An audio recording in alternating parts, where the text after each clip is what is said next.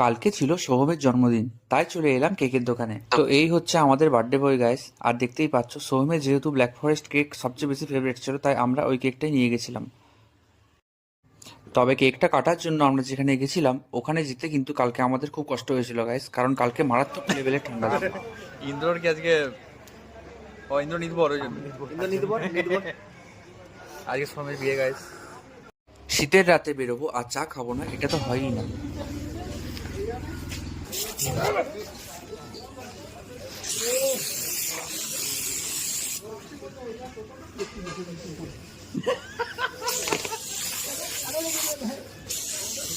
দিয়া শেষই হয়নি এখনো।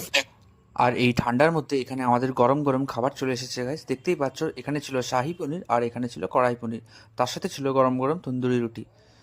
আর এটা হচ্ছে ফ্রাই নান, যেটা ওখানে খুব সুন্দর করে। আজকের মতো এইটুকুই, দেখা হচ্ছে নেক্সট ব্লগে।